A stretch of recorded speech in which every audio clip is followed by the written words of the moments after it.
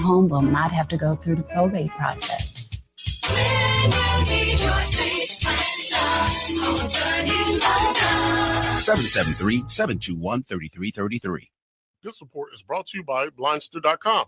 Buying custom blinds shouldn't be complicated or stressful. That's why Blindster.com makes it simple and affordable. You measure, you install, and you save big on custom blinds. Ordering takes minutes. Installation is easy, and they guarantee they'll fit. Blindster.com. Live from the Xfinity Studios, it's the station that America listens to. WVON, Berwyn, Chicago. It's Rufus Williams on Chicago's essential storyteller, WVON. The views expressed on our programs are not necessarily those of WVON, Midway Broadcasting Corporation, or our participating sponsors.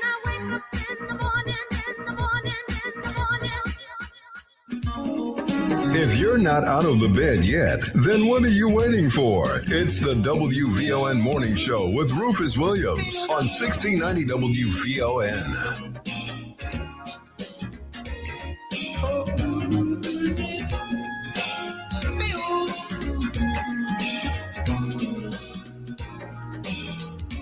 Every day you're walking by and I can see how you shine. Here I am alone with nothing but a dream that you are mine. Just exactly what I'll do, I don't know, baby, but I gotta find a way to reach you. Tell me what I gotta do to get to your house. Tell me where I gotta go and make to be with you. Tell me what I gotta say and make to speak to your heart. Tell me what I need to know tonight.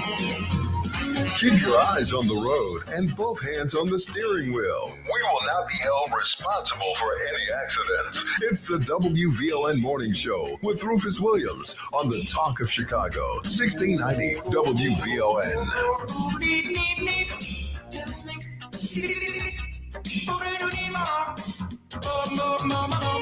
The Audio Genius.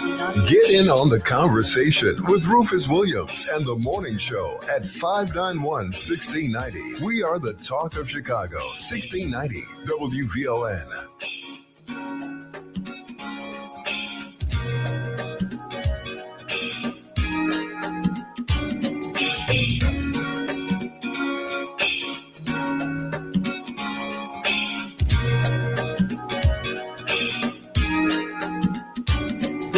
Good morning, and welcome to Monday. It is the 18th of May, the year 2026. It's the Rufus Williams Show. I am Rufus Williams, and I am, as always, thrilled, excited, and just delighted to be here with you today. Today is a special day as we think about education, as we think about history, as we think about where we are. A lot has happened, news-wise, otherwise. I'll just mention it quickly. Yes, Titus, indeed. The White Sox won 2 out of the 3 games against the Cubs, including this magnificent game yesterday, which was wildly exciting.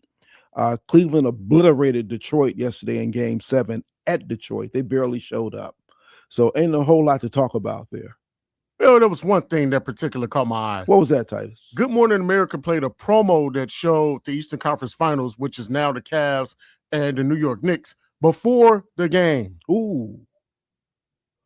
Well, I guess all the bettors knew what to do. I guess it would be different if it was a close game, but That's this was true. This was a blowout.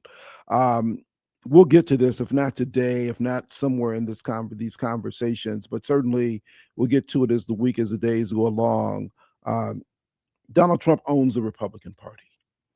After Cassidy's gone, Massey's likely to lose. He owns the Republican Party. The only way in which any control is going to be put around that, the Democrats have to win, and that only happens if we vote. So we got to get real busy on those things. We'll talk about all those things as the days go along, because it's critically important. If never before, certainly is right now. On to the topic of the day. Many people were elated when Supreme Court Chief Justice Earl Warren delivered the Brown versus the Board of Education of Topeka in May of 1954. This was the ruling that struck down state-sponsored racial segregation in America's public schools. Thurgood Marshall, chief attorney for the Black families that launched the litigation, exclaimed later, "I was so happy I was numb." The novelist Ralph Ellison wrote, "Another battle of the Civil War has been won. The rest is up to us, and I'm very glad. What a wonderful world of possibilities are unfolded for the children." Most Americans still see Brown as a triumph, but was it? Could the court or President Eisenhower, who was president at the time, have done more to ensure compliance with Brown? Did the decision touch off the modern civil rights movement? How useful are court-ordered busing and affirmative action against racial segregation? To what extent has racial mixing affected the academic achievement of Black children? And where do we go from here to realize the expectations of Marshall, Ellison, and others in 1954? We got a full show today to talk about what that was and where we are going forward.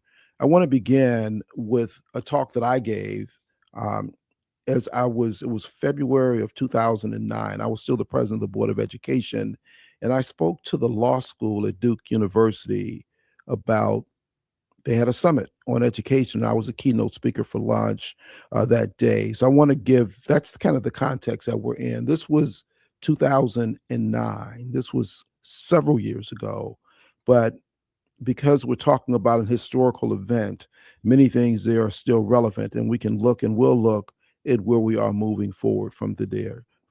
Titus, can we begin? We can impact the status quo only when we have the courage to address difficult problems directly. It is warming that law students are considering important issues of education because they are the ones who can make change.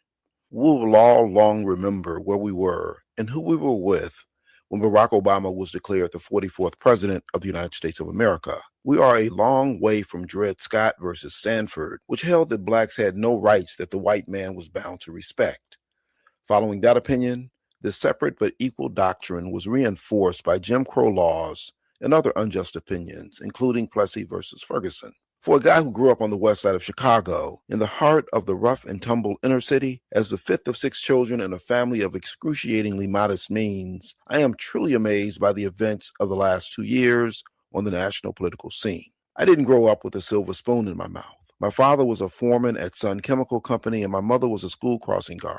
Every grade school and high school I attended was a Chicago public school. Even as a child, within my district, I could see huge differences from school to school and neighborhood to neighborhood. A child might not be able to articulate that disparity, but he can indeed feel it. I was fortunate enough to have parents who cared deeply about my education, and I had teachers who motivated me to strive for more. Having been born in 1956, 2.5 years after Brown versus the Board of Education, I know that I was lucky. Children face many obstacles growing up poor and Black in America. Some of my peers didn't make it out or aren't with us anymore. But thank goodness I was able to go on to college, even though I couldn't afford to go immediately after my graduation. My college degree has allowed me to get to know some pretty amazing people, including my former employer, Oprah Winfrey. Working for Oprah allowed me to dream of owning my own company, and I realized that dream in 2000 when I started Olympus LLC. Since then, my company has provided contract negotiation and business management for its clients, who include several well-known athletes and entertainers. Now it is simply awe-inspiring to witness a Black man I know being addressed as Mr. President in the White House, 2 centuries after Black slaves built it. It tells us all that in spite of any obstacle, anything is possible. Like many people, I'm still very emotional and excited about what this election means. I feel such a sense of pride in my country to have reached this benchmark. It is almost enough to make you feel like we have arrived, to lull you into a sense of completion, into a sense that the era of civil rights has reached its conclusion, and that we are in what some political pundits may call a post-racial period. If someone were to ask, are we there yet? One might feel the answer is yes. But how far have we really come? Do we still need policies like affirmative action, or policies that guard against racial profiling and workplace discrimination, or policies promoting diversity at universities and desegregating schools. Perhaps a better way of looking at the state of race in America is to ask, how far do we have to go? Let's look at the back and forth of our education system and its racial politics. Plessy in 1896 gave us separate but equal schools.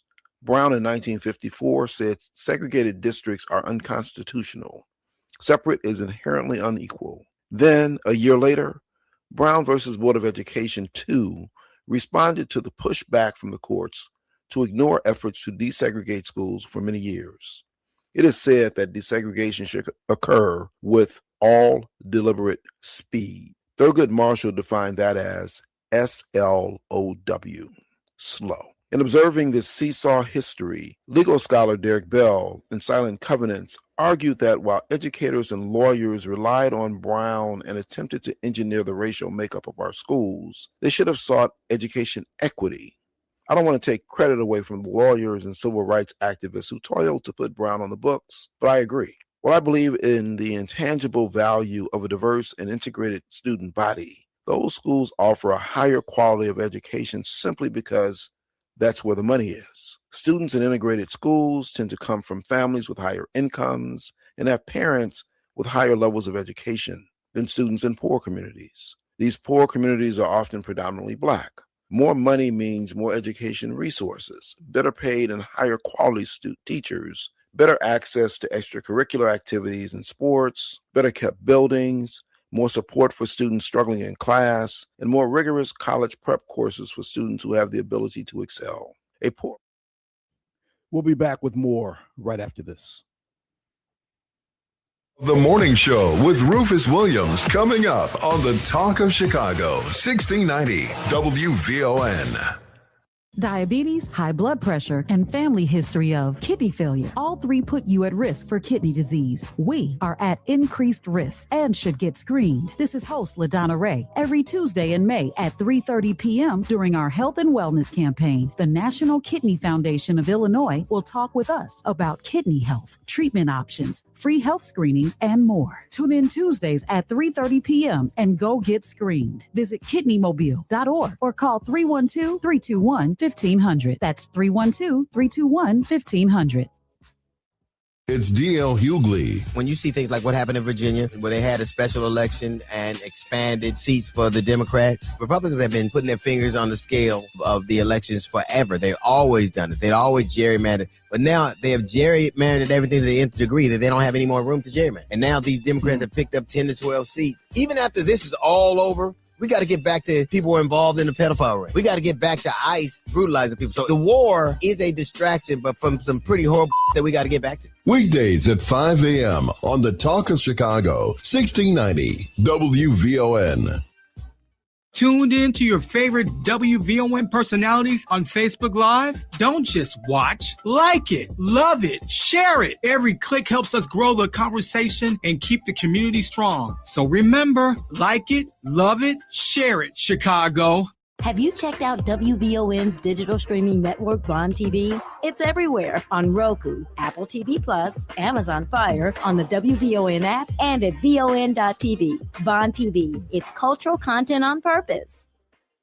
Maria Pappas with Black Houses Matter. We're up to way over 400 million here. Yeah, giving money back. How about that? People in Bellwood got 10 million, Broadview 6 million, Burnham 3 million, South Holland 17 million. The city of Chicago's up to $190 million that we have given back to African Americans. Who does that? Nobody does that but WVON.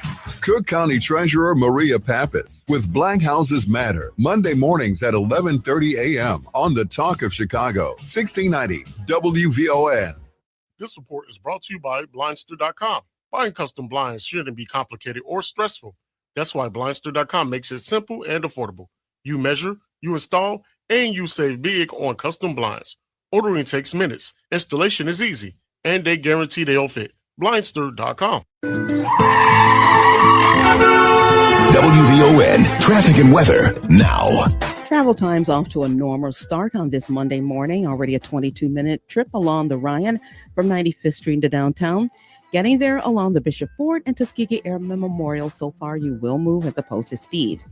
Pretty light for now along DuSable Lakeshore Drive, except northbound 67th Street to Jackson. We are seeing some delays right around Roosevelt to Monroe. That's mainly a stoplight delay. Otherwise, things are moving well for now. If you're on the Stevens end, you're looking at 50 minutes from I-355 to DuSable Drive 40 traveling out. A 50-minute trip along the Eisenhower from Thorndale to the Burns Circle. That outbound trip will take you 40. And the Kennedy heavy early this morning, 50 minutes from O'Hare to downtown. Getting to the airport, a slow-moving 43-minute trip. Taking a look at our weather, which is the best news we'll have all day. Temperatures are expected to climb near 96 degrees under partly cloudy skies. Tonight, leveling off at around 68. We're already in the 70s. A little humid and 73 at Midway. It's 73 in Chatham and 73 degrees here at the Talk of Chicago. That's a look at traffic and weather now. I'm in Flournoy on the Talk of Chicago, 1690 WVON. Keep your eyes on the road and both hands on the steering wheel. We will not be held responsible for any accidents. It's the WVON Morning Show with Rufus Williams on the Talk of Chicago, 1690 WVON. Your folks might understand you by and by. Just move on up. Welcome back, and back to my talk with the Duke Law School from February of 2009 on the occasion of Brown versus the Board of Education. And our years are among the shortest in the nation. If you compare our 1,001 hours per year to New York City's 1,278 hours, you will note that a student who attends school in New York City from kindergarten through 12th grade has almost 3 years more instruction than a student in Chicago. Resources matter. So under Brown, we could put the poor black kid and the poor white kid in a class together and call it desegregation, but that really doesn't solve the problem. The real problem is the imbalance of resources and the disparity in the quality of education offered in different demographics. It is as if the Brown solution is simple math, and the real solution is a complex equation that, if written out, would stretch across the room. What's more, this simple math has unforeseen consequences. In the midst of desegregation efforts in Chicago and other districts across the country, many white parents panicked. The mere thought that their white children might have to go to school with black children sent many white families to the suburbs or to all white or mostly white private schools. Those families took with them their middle-class tax base.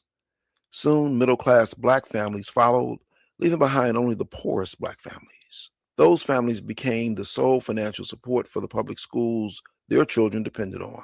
This process defeated the purpose of Brown, leaving many urban school districts strapped for cash. It also turned many of our urban schools, once beacons of education, into schools of last resort. Today, we are no longer fighting segregation within our school districts. We now have racially identifiable districts entirely segregated from each other, with huge disparities in resources and achievement. Where we once had segregated schools, we now have segregated school systems.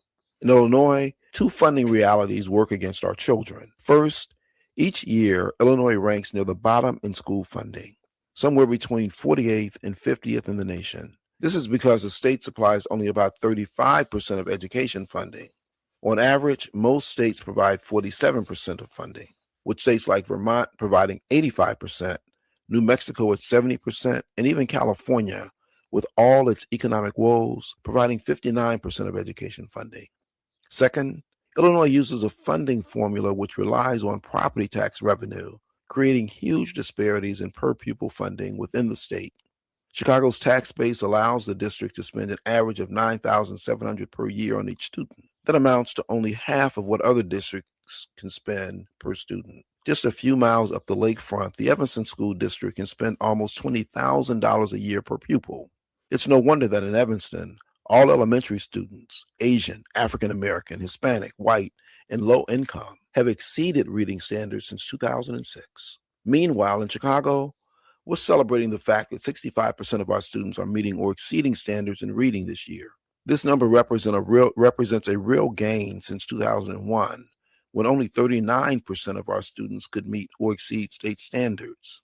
I do not begrudge any of those who are doing all they can for their district's children. It is what everyone should do. But our children need more and are getting less. Less funding also translates into shorter and fewer days in school. It also means the district cannot easily attract the kind of highly qualified teachers and principals our children need to catch up with their well-heeled peers. This is why everything we do in Chicago Public Schools is designed to overcome funding hurdles and offer better education options for our children. At last count, the demographics of our district were roughly 46% African American, 41% Hispanic, 9% white, 4% Asian, and 3% multiracial. With our white student population down to about 9% in the post-white flight era, the racial integration of all 655 of our schools is no longer a possibility. Education equity, however, remains our goal.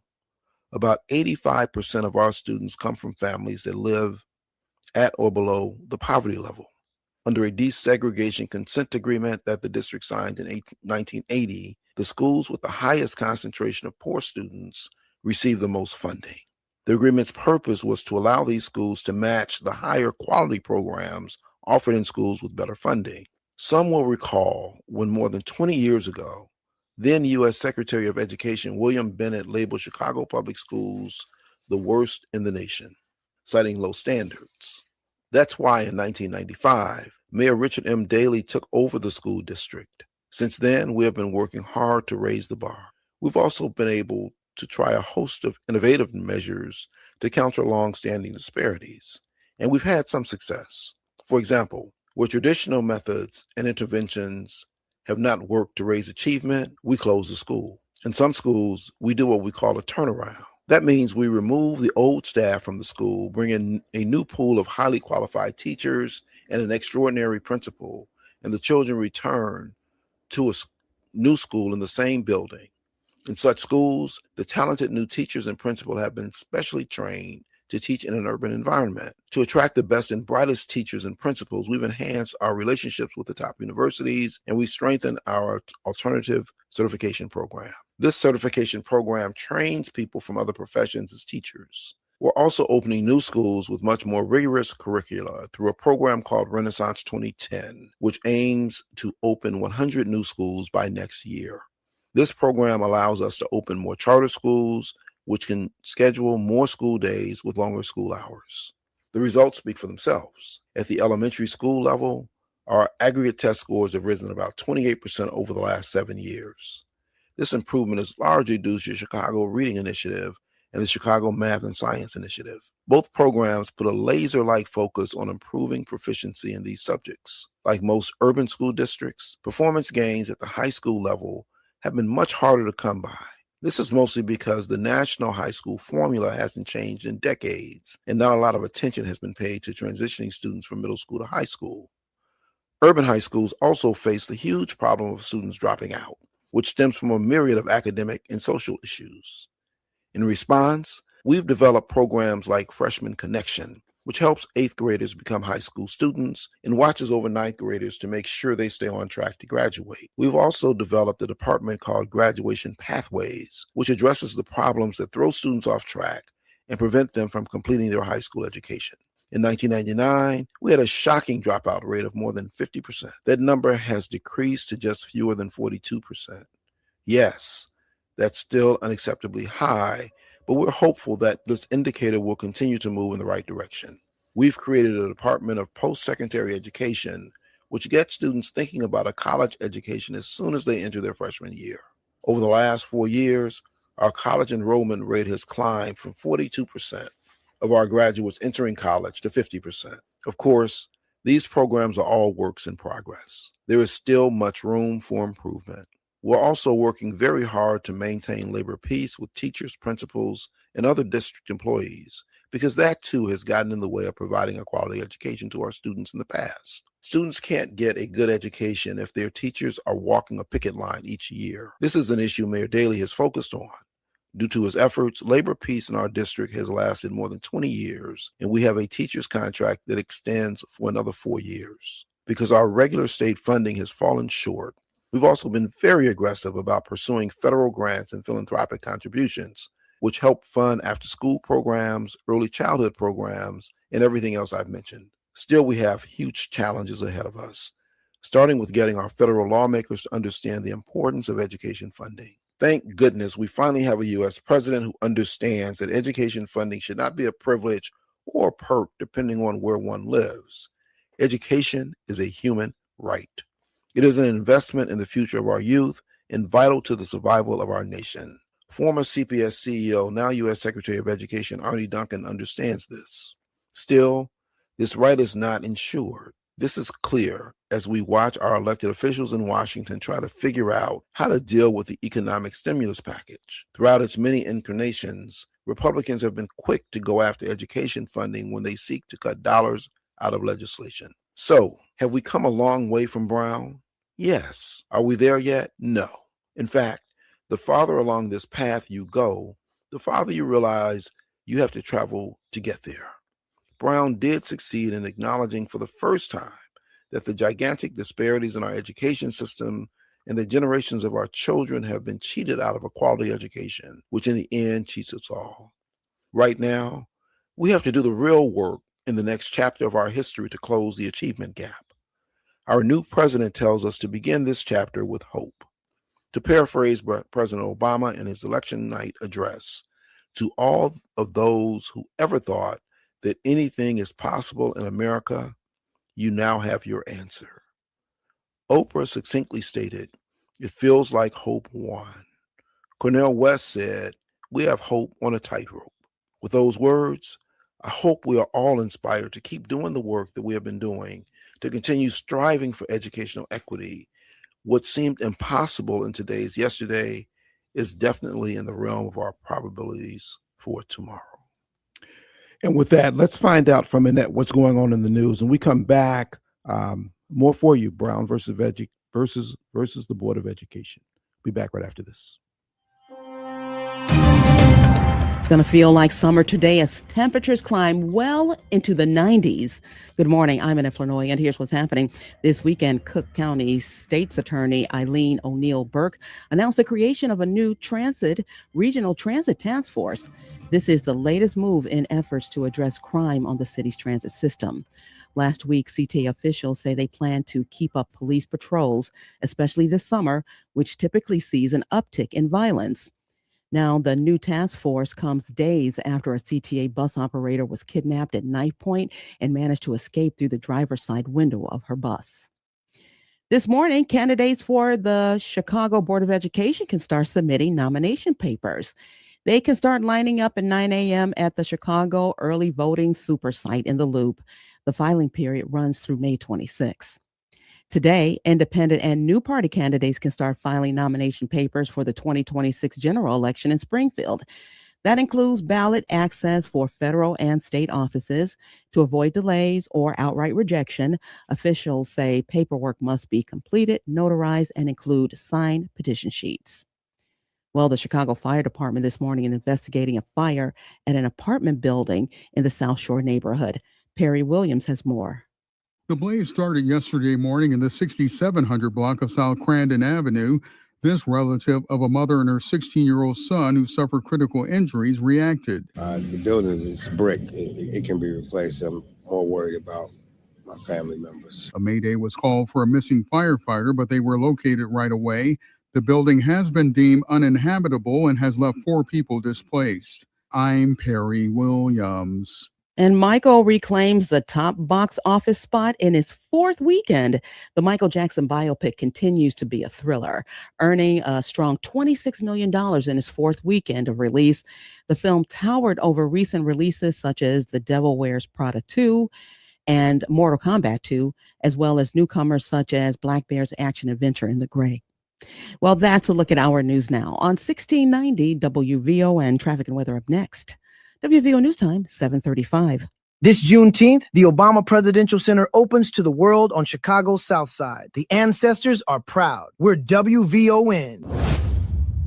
This May, Vaughn TV brings culture to life. See For the Cause. It's a gripping drama where a rising civil rights attorney takes on the case of a father she barely knows, a former Black Panther with a past that refuses to stay buried. On the night Mariah was born, while I was in the hospital, the police raided the house I stayed in.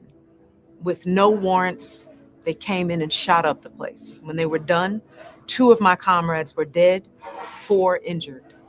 If I hadn't gone into labor, it's very possible my life would have ended that night. And if you missed Vaughn TV's Friday night of premieres, don't worry. There's still time to catch original series, films, and voices that move the culture forward. Watch Vaughn TV anytime on Roku, Amazon Fire, Apple TV, the WVON app, or at Vaughn.tv. Vaughn TV, for the culture, by the culture.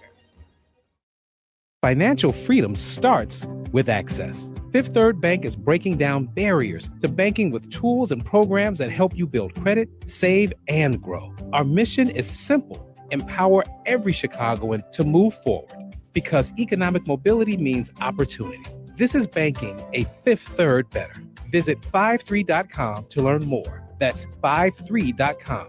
Fifth Third Bank, National Association, member FDIC. Hey Alexa, play WVON 1690 AM. Getting WVON 1690 AM station from iHeartRadio. Try it out for yourself. America is listening to WVON. This report is brought to you by Blindster.com. Buying custom blinds shouldn't be complicated or stressful. That's why Blindster.com makes it simple and affordable. You measure, you install, and you save big on custom blinds. Ordering takes minutes. Installation is easy. And they guarantee they'll fit. Blindster.com. WVON traffic and weather now. The inbound Ryan only slightly heavier, now a 23-minute trip from 95th Street into downtown. Things are still pretty quiet for now along the Bishop Ford and Tuskegee Airmen Memorial. DuSable Lakeshore Drive, no major delays to report, but we are seeing some stop-and-go traffic still from Roosevelt Road to Monroe. That's mainly a stoplight delay. If you're on the Stevenson, still almost 50 minutes from I-355 to DuSable Drive, 40 traveling out. The inbound side of the Eisenhower, a 50-minute trip from Thorndale to the Burns Circle. That outbound trip will take you 40, and no changes on the Kennedy. Still 50 in from O'Hare to downtown, 43 getting to the airport. So big apologies, everyone. My feed is looking at Washington's weather. Washington, D.C. will be 96 degrees today. Chicago, Illinois will be 78. Our daytime high today is 78. So sorry to get your hopes up, but 78, not bad. Tonight's low temperatures are expected to level off tonight. Let's get it straight. 70. But right now it's 75 degrees at Midway, 75 in Chatham, and 75 here at the Talk of Chicago. That's a look at traffic and weather now. I'm Annette Flournoy on the Talk of Chicago, 1690 WVON. If you're not out of the bed yet, then what are you waiting for? It's the WVON Morning Show with Rufus Williams on 1690 WVON. Welcome back. Yes, and that it is hot in D.C., and it should be, but thanks for letting us know as well. As we recognize the anniversary of Brown versus the Board of Education, I had an opportunity the end of last week, Friday, I think, to speak with Dr. Janice Jackson. Dr. Jackson was the first principal at Al Raby School on the West Side, the first principal of the new Westinghouse High School.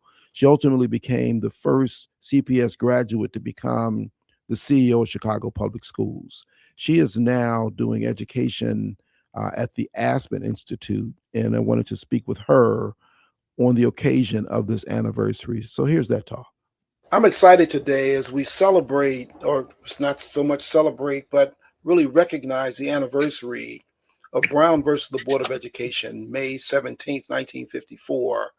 Joining me this morning in conversation, thinking about education, thinking about integration, thinking about what all this means from then to now, is none other than Dr. Janice Jackson, steeped in education, educated in Chicago Public Schools, held every position going up through being the CEO of Chicago Public Schools, and is now doing similar work, education work, at the Aspen Institute. Dr. Jackson, it's always good to talk to you. Welcome to WVON.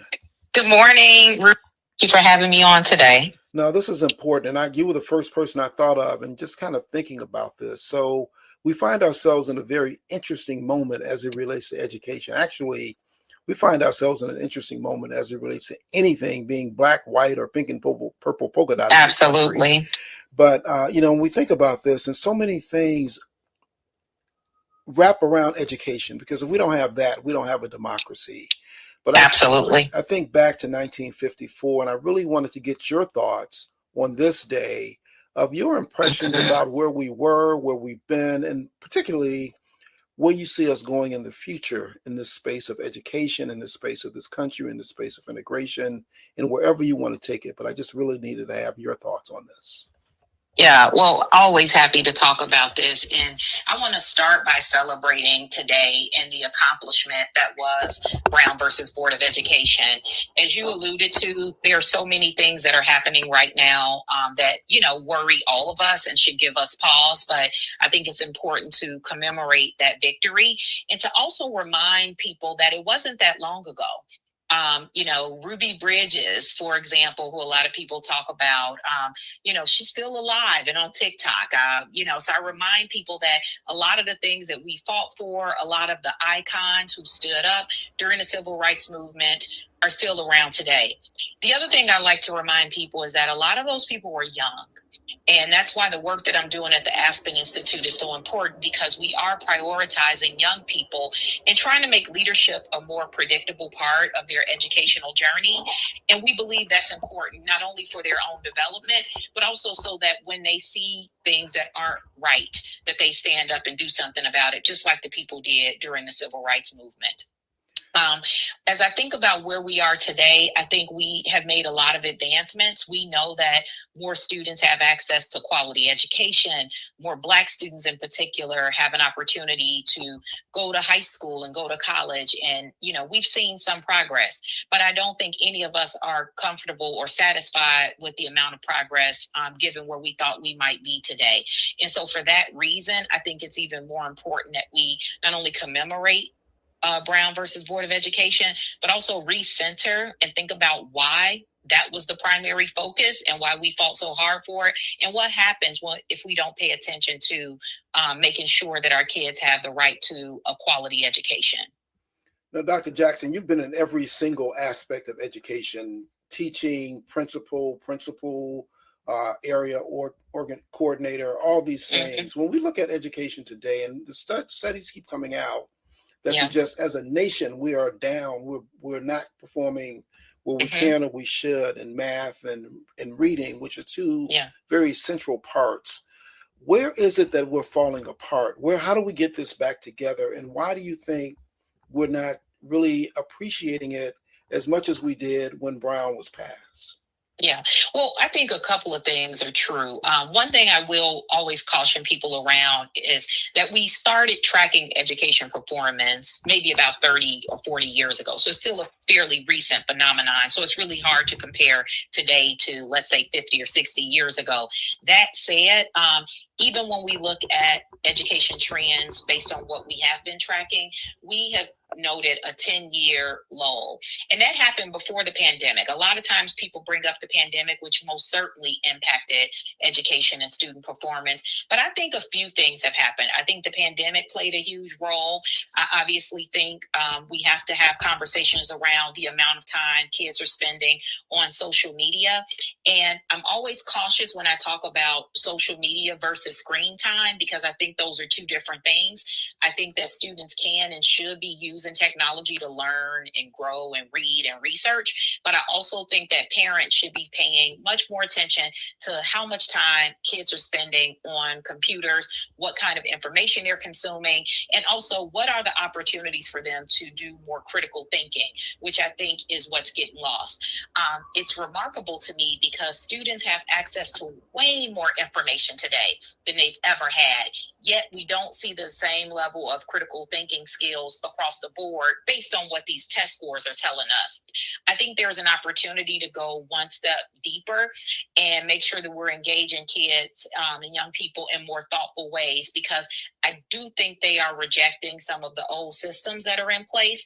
And I feel like the generations aren't really talking to each other on that, and we're missing one another. Meanwhile, if you zoom out, what I worry about is where this positions America compared to the rest of the world. Because while we're talking about those test scores dropping here in our country, what's also happening is America's positioning internationally is falling. Where we used to have one of the best, be noted as one of the best educational systems in the world, we continue to fall behind some other developed countries. And I think that's something we should all be concerned about. Indeed. You're now, I mean, you've gone and held these big positions. Now, the Aspen Institute is one. Anytime I'm around the Aspen Institute, I just feel smarter because of what takes place there and the people who come in. Talk about the work that you're doing there. Yeah.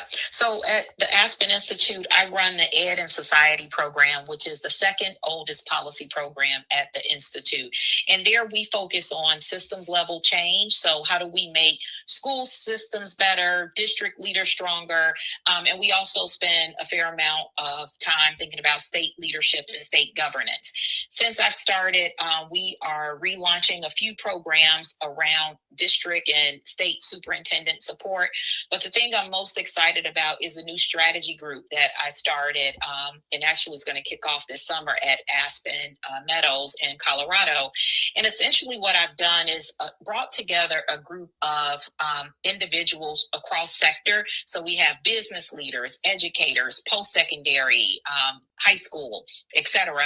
It's also intergenerational, Rufus, because again, I believe we're not listening to young people. And so we have people who are recent college grads. I mean, some of them still in school. And that's because we want to hear directly from youth. What have they experienced in this education system? What worked? What prepared them for their future? And quite frankly, what didn't work and what do we need to stop doing? And then it's also a bipartisan group. Very important that we brought together both Democrats and Republicans.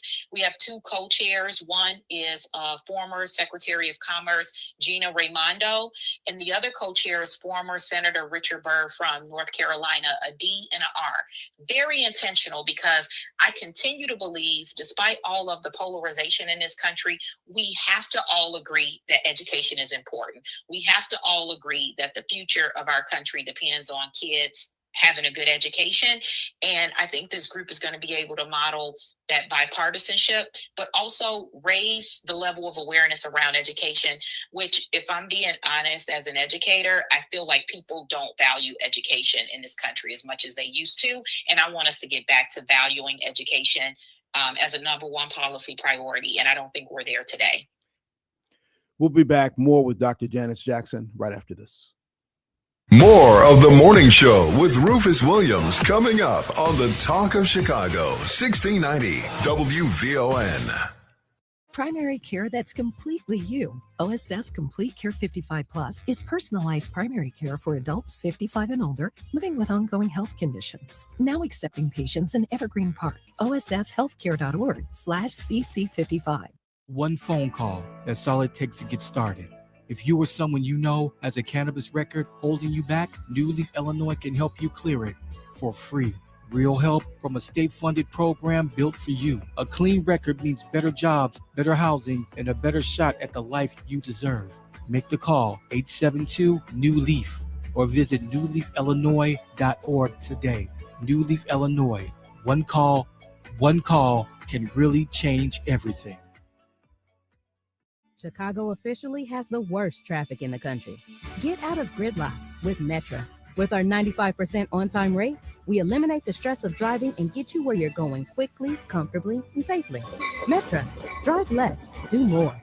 It's D.L. Hughley. When you see things like what happened in Virginia, where they had a special election and expanded seats for the Democrats, Republicans have been putting their fingers on the scale of the elections forever. They've always done it. They've always gerrymandered. But now they have gerrymandered everything to the nth degree that they don't have any more room to gerrymander. And now these Democrats have picked up 10 to 12 seats. Even after this is all over, we got to get back to people who are involved in the pedophile ring. We got to get back to ICE brutalizing people. So the war is a distraction, but from some pretty horrible that we got to get back to. Weekdays at 5 a.m. on the Talk of Chicago, 1690 WVON.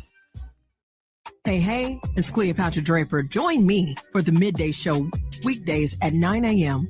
where we'll sip and spill all the tea. Do you want it hot or cold? Either way, we're serving up the flavor of the day. Weekdays at 9 a.m. right here on the station giving you what's now and what's next. 1690 WVON. This is Kamini Khan, certified financial planner professional. For the past year, I've been on a mission to change lives and build wealth in our community. Together, we're changing the paradigm. This year, I'm back with a new series, Wealth Strategies, Money Talks. Join me every Tuesday at 8:30 a.m. on the Rufus Williams Show as we have thoughtful discussions around building wealth in our community. We'll discuss topics like investing, savings, tax strategies, retirement, and all things money. Yes, that's Tuesday at 8:30 a.m., so set those alarms. Also, be sure to check out the podcast at WVONwealthshow.com. Komini Khan is a certified financial planner professional with Optimal Planning Partners in alliance with Equitable Advisors, LLC member SIPC in Oak Brook, Illinois. For more information, please call 630-575-5046. This report is brought to you by Blindster.com. Buying custom blinds shouldn't be complicated or stressful. That's why Blindster.com makes it simple and affordable. You measure, you install, and you save big on custom blinds. Ordering takes minutes, installation is easy, and they guarantee they'll fit. Blindster.com. WVON traffic and weather now. Inbound Ryan just bumped up to a 28-minute trip from 95th Street to downtown. As you make your way along the Bishop 4, things are still pretty quiet there.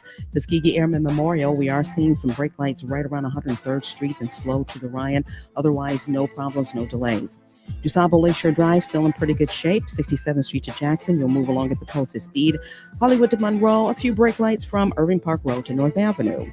The inbound side of the Stevenson, still that 50-minute trip in from I-355 to DuSable Drive, 40 traveling out. The inbound side of the Eisenhower, now a 56-minute trip from Thorndale to the Burns Circle, 40 on the outbound side. And the Kennedy, now down to 45 minutes in from O'Hare to downtown, getting to the airport, just about a 42-minute trip. Taking a look at our weather, not as hot as I thought it was going to be. I was looking at the wrong tread. I was looking at Washington, D.C. weather, but here in Chicago, not bad. I'll take it. We're looking at a daytime high near 78. Tonight, right around 70. Right now, we're already in the mid-70s and 75 at Midway. 75 in Austin and 75 degrees here at the Talk of Chicago. That's a look at traffic and weather now. I'm in Illinois on the Talk of Chicago, 1690 WVON. Keep your eyes on the road and both hands on the steering wheel. We will not be held responsible for any accidents. It's the WVON Morning Show with Rufus Williams on the Talk of Chicago, 1690 WVON.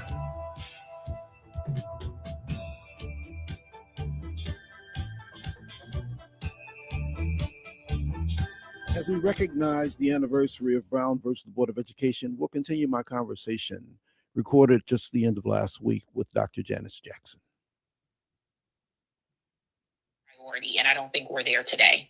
You know, it's interesting, Dr. Jackson. When I'm asked about doing this work on the radio, it actually began because I talked to Melody Spann Cooper when I became president of the board about the fact that we were not discussing education enough in our community. And I used to go on the radio just to talk about that, just to continue to elevate it so that we have those conversations in our community. And you're looking to make those things happen on the national level, which is phenomenal. Well, thank you for the work that you do, too, because, you know, I've been a big fan of you and your program. And I don't want you to gloss over it. Like, thank you for doing it. You could be talking about anything. And I'm happy that you talk about education. Well, I think that we are mutual in that love. You know, I think back to the beginning of my life, my education, and I had the fortunate opportunity to have Dr. Barbara Sizemore as my first principal. Oh yeah, wow, you're lucky. I know it, and I do know. You know, I'm like a million years older than you, so it was right after. It was soon enough after Brown versus the Board of Education, and I recall now reading things about Dr. Sizemore where she said, we don't need integration. We don't need white people to teach these children. And she was very clear with what we could do and how she organized the school and all those things. Yeah. And I know from my classes back at Dvorak Elementary School on 16th and Central Park, how many people and how well friends of mine that I still encounter are doing from her thoughts and her ways in which she taught us. This is from a very impoverished community back in the 60s with Dr. Sizemore right there. So when I think about that, and we now look, and it continues to be in the statistics, that Black children are not performing as well as others. What is it that we need to be doing? What is the thing that we miss? What did we not get from Brown that should be happening today? Let's talk about that. One, Dr. Sizemore, her, Marva Collins, and others, I consider them like my Mount Rushmore of educators, like people who saw a challenge and went and created something better for our kids. That's exactly what I did and tried to model when I opened Al Raby High School, also named after civil rights activists on the west side of Chicago, my first job as a principal. And I think there's a lot of value in creating those spaces for our students. If I go back and think about what we were fighting for during Brown versus Board of Education, it was to have the option, which I think is incredibly important. I think we deserve that. It was worth fighting for, and it's something we must maintain.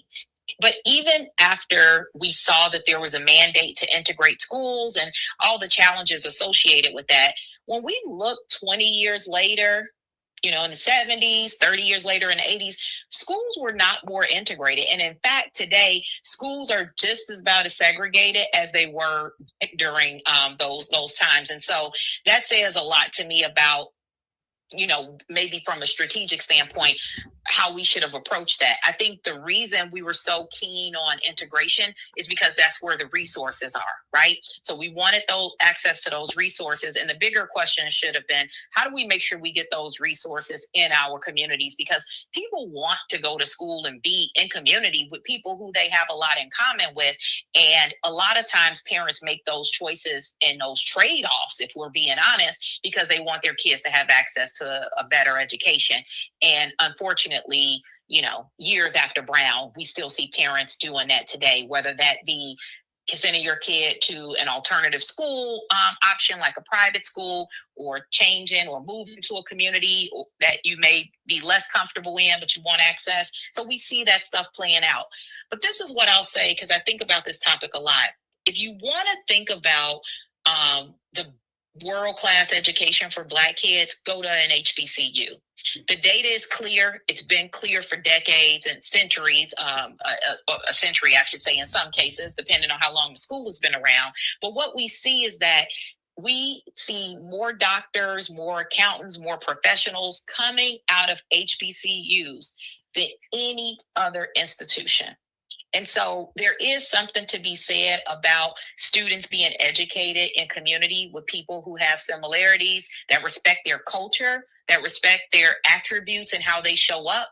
It gives you a level of comfort and safety so that learning can be your primary focus. When you have to go and integrate and you have to go in other spaces that aren't your space, you know what I mean? You have to think about a whole lot of other stuff before you get to algebra and all the other courses and things you have to deal with. So I do think there's some value there. So I don't know if that was a clear enough answer, but I'd say two things. One, we deserve the right to have access. People should be able to go wherever they want to go. Resources should be the same across, no matter where kids live, despite their zip code. And also, we should love and embrace these institutions like our historically Black colleges, or even like schools like a Kenwood Academy, for example, here in Chicago, that consistently produce top quality and talented young Black people. We should be embracing all of those institutions as well. Amen to that. As you were saying that, I was thinking back, and I went to an HBCU. I went to Southern in Baton Rouge. Yeah. I was a much better student in college than I was in high school. And it could very well be, I was killing the game in college. Yeah. And it could very well be because I was there not concerned about anything other than learning and being. So I partied and pledged, but it was all comfortable. That's true too. Yeah, but that's it's all the being comfortable. part. That's the being part. Yeah. Indeed, and it does and did make a difference. Let's find out what's going on in Black Information News and in the headlines. More on Brown versus the board when we come back after this. A few clouds this morning and a little humid. Temperatures right now in the mid-70s. The National Weather Service says we're headed to a daytime high of around 78 degrees on this Monday, May 18th, 2026. I'm in Illinois, and in the headlines, Chicago police and violence interrupters worked to clear a large group of teens near 55th and Blackstone last night. Today is the start of the filing period for Chicago's first fully elected school board. And Chicago's fire department is investigating a serious blaze that happened in the South Shore neighborhood. National news from the Black Information Network is next on the iHeartRadio app and 1690 AM WVON Berwyn, Chicago. It's 8 o'clock.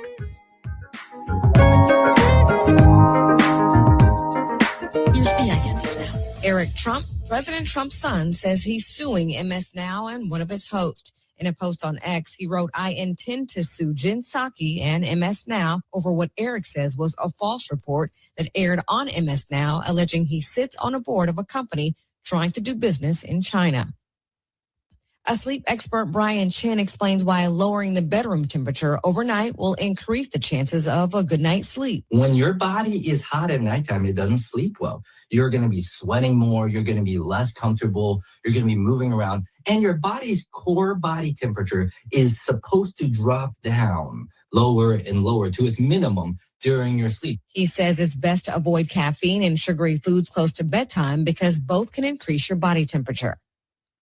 And the Los Angeles Sparks will honor Basketball Hall of Famer Lisa Leslie with a statue outside Crypto.com Arena. I'm Misty Jordan with BIN News. Now, back to you, Terry. Thousands joining demonstrations in Selma and Montgomery, Alabama to protest redistricting by Southern Republican state legislatures targeting Black Democratic members of Congress. The Republicans are dummy-mandering their way into the minority before a single vote is cast because they started this war and we're going to finish it. House Minority Leader Hakeem Jeffries. There were more than 5,000 people at the Montgomery rally, which included politicians, activists, and civil rights leaders at the All Roads Lead to the South campaign. The goal was to organize voters to offset strides being made by Republicans through redistricting. Saturday's events invoked memories of the civil rights movement in cities and came weeks after the Supreme Court targeted one of its primary legacies. Meanwhile, South Carolina Representative James Clyburn telling CNN that he is undeterred by the prospect of changing the Democratic makeup of his largely Black congressional district. He says his district is about 45% African American, and he has no idea what the number will be after the legislature finishes. Nevertheless, Clyburn is moving forward with a re-election bid. He says he believes his record is very acceptable to the South Carolina voter and that he has a pretty good understanding of America's promise, which is what he plans to run on. The Black Information Network presents Black Power, a call to action, carving up Black neighborhoods, splitting communities that have voted together for decades. It's called redistricting. When it's done to silence your voice, it's called something else, gerrymandering. And it's happening right now in your state, on your block. The question is, what are you going to do about it? BIN special correspondent Andrea Coleman is on the front lines of this fight, breaking down how these maps are drawn, who draws them, and why Black political power is always the first thing on the chopping block. From the State House to the Supreme Court, Andrea bringing you the facts, the stakes, and the strategies to push back. Don't miss Black Power, a call to action. That's today at 6 p.m. Eastern. Large crowds gathering on the National Mall in Washington, D.C. for the Jubilee of Prayer yesterday. President Trump, Vice President J.D. Vance, and Secretary of State Marco Rubio all spoke via pre-recorded messages, with Vance talking about the power of prayer. We have always been and still are a nation of prayer, and thank God for that. In times of suffering and in times of triumph, millions of Americans continue to turn to prayer and their faith in God. All right, the free event featured Christian speakers and several top government officials and was live streamed through churches and ministries. The government-funded event was part of the official celebration of America's 250th birthday. Stay informed, stay connected, and subscribe. Follow VIN News this hour wherever you get your podcasts. I'm Terry McCready for the Black Information Network. Your health is your wealth. Take care of your body now so it can take care of you later. Your health, our community, we're WVON. This report is brought to you by Dell Technologies. Dell PCs with Intel inside are built for the moments that matter, like when you're finishing a big project and you can't be interrupted by an update. With long-lasting battery life and built-in intelligence, you can stay focused on what matters most. Built for you. Learn more at Dell.com/Dell PCs. Shark Tank. Catch Reverend Al Sharpton online at WVON.com or on the WVON app. Just click the Al Sharpton banner. Tune in every day at 12 noon for your daily dose. And if you miss it, catch the overnight replay from midnight to 3 a.m. We're keeping it real with Al Sharpton on WVON 1690. Reverend Al told you personally, keep it real. Keep it real. Keep it real. With your help, the Illinois Lottery generated $784 million for education last year. Play all your favorite Illinois Lottery games today to help raise even more. Be smart, play smart. Must be 18 or older to play. Game odds are available at IllinoisLottery.com. At Capital One, we're the type of bank a tech company would build. We harness the power of technology, bring humanity to our work, and lead with innovation. Reimagining banking means we need brilliant and bold perspectives. That's where you come in. Ready to discover a game-changing career that'll challenge and inspire you? Check out CapitalOneCareers.com to build a future we can all bank on. That's life at Capital One. Tune in every Wednesday night at 9 p.m. for Speak On It with Dr. Kofi Malik. You've seen him on cable TV. Now hear his spirited conversation on The Talk of Chicago. The question at hand is raising voices of the Negro. That plain and simple. Tune in every Wednesday night at 9 p.m. for Speak On It with Dr. Kofi Malik on The Talk of Chicago, 1690 WVON. This report is brought to you by Blindster.com. Buying custom blinds shouldn't be complicated or stressful. That's why Blindster.com makes it simple and affordable. You measure, you install, and you save big on custom blinds. Ordering takes minutes. Installation is easy, and they guarantee they'll fit. Blindster.com. WVON traffic and weather now. Traffic beginning to build upon DuSable Lakeshore Drive, now an 18-minute trip from 67th Street to Jackson. Heaviest from the Stevenson to Monroe. As you make your way from Hollywood to Monroe, now a 15-minute trip. A few brake lights from Irving Park Road to North Avenue. The Ryan, 27 minutes from 95th Street to downtown. As you make your way inbound along the Bishop 4, a few brake lights right around Cottage Grove, then stop and go into the Ryan. Tuskegee Airmen Memorial, pretty much the same, but around 103rd Street in. If you're on the Stevenson, still that 50-minute trip from I-355 to DuSable Drive, 40 traveling out. The Eisenhower, still 56 minutes from Thorndale to the Burn Circle. That outbound trip now just about 45 minutes. And the Kennedy, things are improving. 40 minutes in from O'Hare to downtown. Getting to the airport, though, still a heavy 42-minute trip. Taking a look at our weather right now, we're seeing some light rain across our area. On the muggy side of things, as temperatures are expected to climb near 78 today, 70 tonight. We're up to 76 at O'Hare, is 76 in Harvey, and 76 degrees here at the Talk of Chicago. That's a look at traffic and weather now. I'm Annette Flournoy on the Talk of Chicago, 1690 WVON. Live from the Xfinity Studios, it's the station that America listens to. WVON, Berwyn, Chicago. It's Rufus Williams on Chicago's essential storyteller, WVON. You wonder how I do it. It's just one simple rule. I'm just cool. Honey, baby, can't you see? Girl, I'm so cool. Ain't nobody bad like me. Hey. R-U-F-U-S. What's that spell? R-U-F-U-S.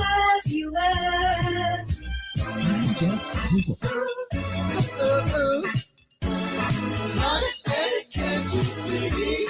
Girl, I'm so cool. Ain't nobody bad like me. Welcome back. We are expecting maybe to speak with Karen Freeman-Wilson, the president of Chicago Urban League. We're looking out to reach out to her now. But in the meantime, we'll go back and attempt to finish our conversation with Dr. Janice Jackson. All the places and the roles you've been in, if you are now talking to parents of Black students who are listening to us today, what are you telling them if their children are just born, if their children are about to go to kindergarten, if their children are going to college? What are a few things that they really need to focus on at these different levels in order to make sure that their children are going to be successful educationally. But I'm going to say a couple things that I'm just going to be all the way real about this. The number one thing I will say, and I don't mean this in a passive way, I want people to really listen and lock in, is you have to be involved in your child's education. And I know sometimes people think, well, they defer to the schools, or maybe they're uncomfortable with the schools because of whatever experience they had. Or sometimes they feel like, well, I don't have a certain education level, so what can I tell the teachers? What can I, whatever? No one knows your child better than you, and no one is going to want more for your child than you. And I can tell you from working in schools, when parents show up and ask questions and push and are involved, kids get better services. They get better outcomes. They get better education. And I will also say this can happen anywhere. I always use an example of my parents. My father did graduate from 8th grade, but was one of the smartest people I knew. That was just his life circumstance, but educated himself and made education a priority for me and all of my siblings. My mother, who did graduate from high school, very intelligent. They went on to open their own business, but education was number one. And everybody in our schools, they knew if you had a Jackson kid, they knew what you were going to get. We were going to show up and do our work. We were going to be respectful. They also knew that our parents were going to be up there and concerned about that. So I just want to say to parents, especially young parents, be involved. Sometimes that's just showing up, going on field trips, asking questions.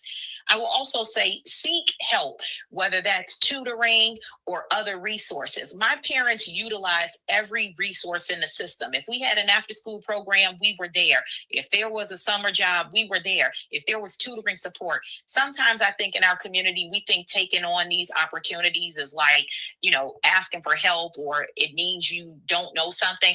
And the reality is you're entitled to those things, so take advantage. The other thing I'll say about early childhood, most people don't know this. If you don't believe me, you can look it up. I know everybody has AI and ChatGPT now. You learn the most in your life between birth and 5 years old.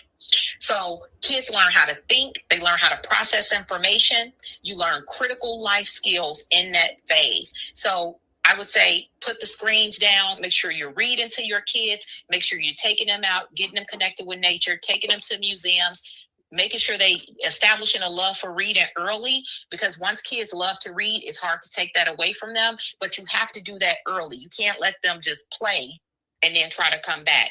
The last thing I'll say is throughout the continuum, always look for the best opportunities for your kids. Push them, take advantage of the resources. There are a lot of inequities out there. I would also say there are a lot of resources out there that sometimes go unused because people either don't know about them or don't take the extra step to access them for their children.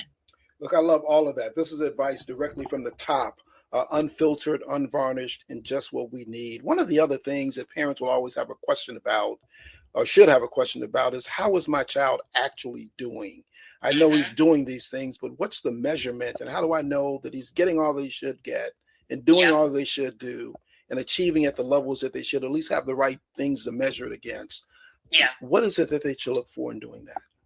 I'd say a few things. First, and this is just true whether you believe in test scores or not, test scores do tell us something about how students are doing, even if it's just in that point of time.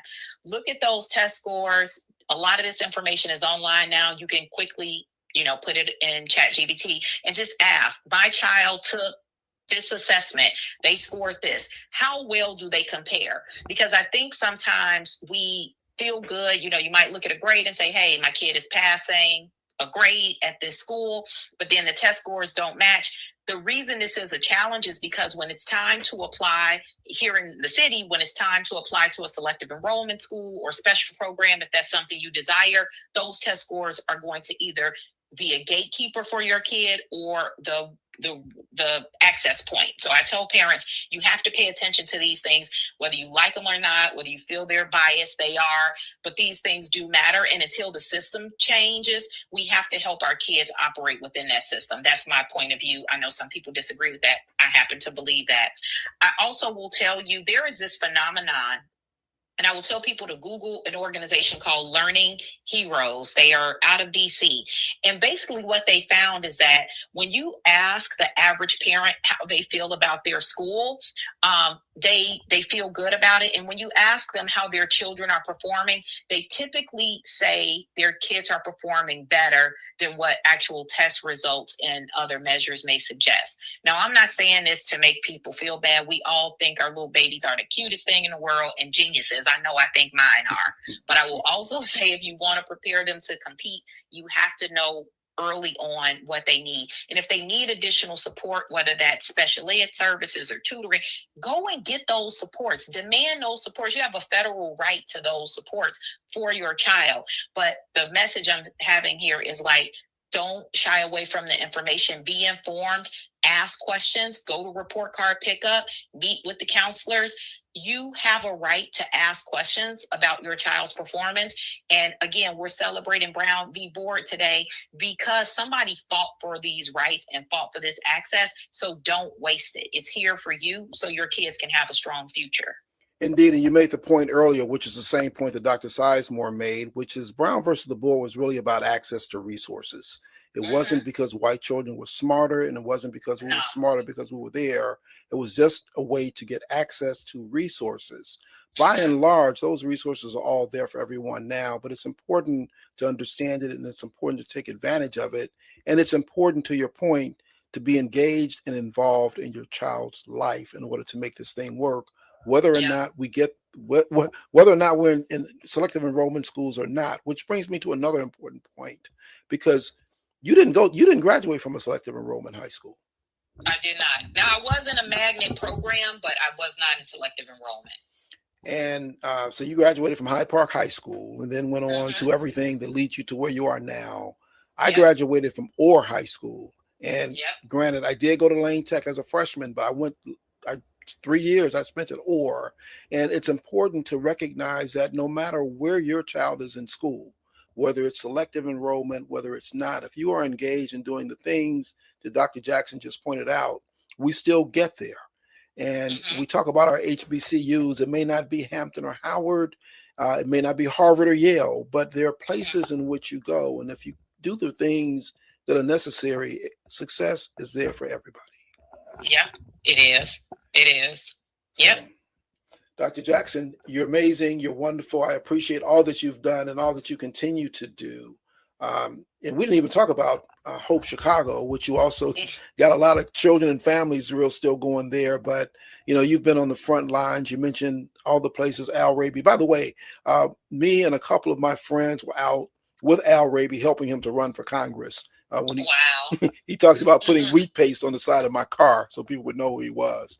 So there's history that rolls all the way through there. But I am so happy that you had time to join us, and happy for all that you're doing and appreciate all that you've shared. Yeah. Well, thank you for having me. No, it's my pleasure. Be well, my friend. All right. Thanks, Rufus. Bye-bye. And we'll be back with more right after this. More of the morning show with Rufus Williams coming up on the Talk of Chicago, 1690 WVON.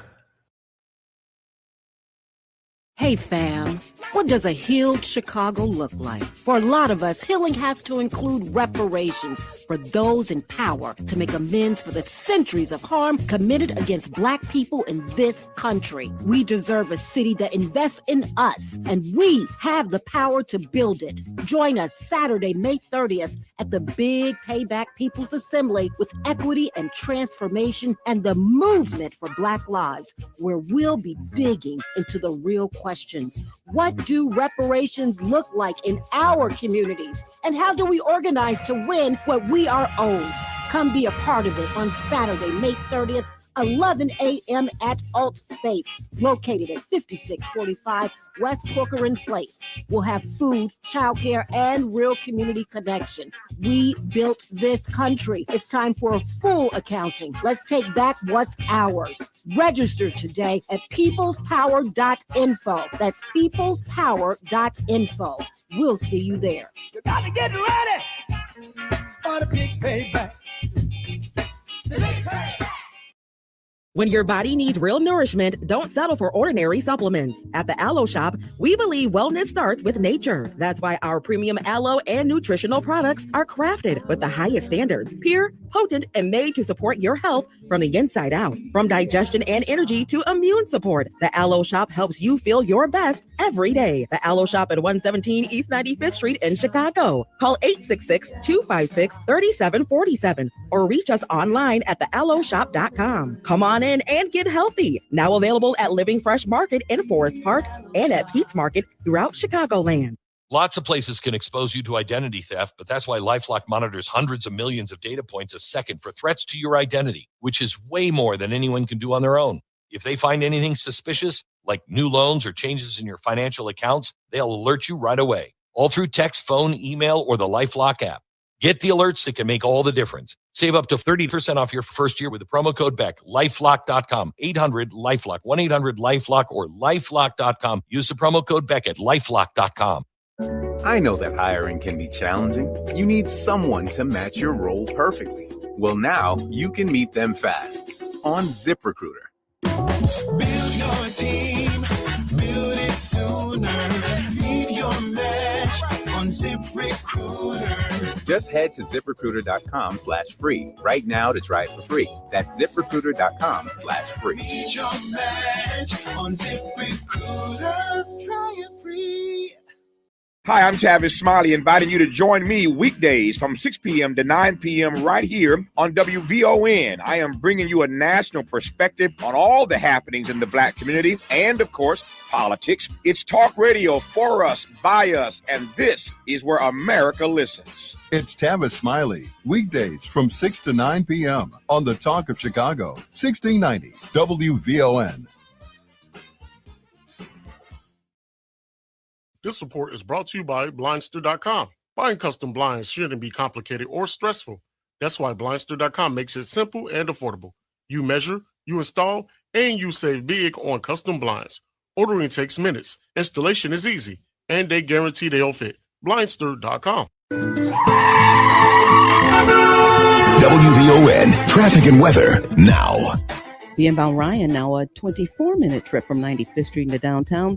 Getting to the Ryan along the Bishop 4, still not bad, pretty close to your posted travel time. However, we are seeing some brake lights right around Cottage, then stop and go to the Ryan. Tuskegee Air Memorial, pretty much the same, but slow from 103rd Street in. DuSable Lakeshore Drive, now a 17-minute trip as you make your way from 67th Street to Jackson. That trip from Hollywood to Monroe, now 18 minutes, slowest from Irving Park Road to Chicago Avenue.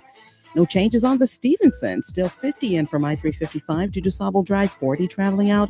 As you make your way on the inbound side of the Eisenhower, do look out for an accident. There is some lane blockage. The left lane is blocked at Displays.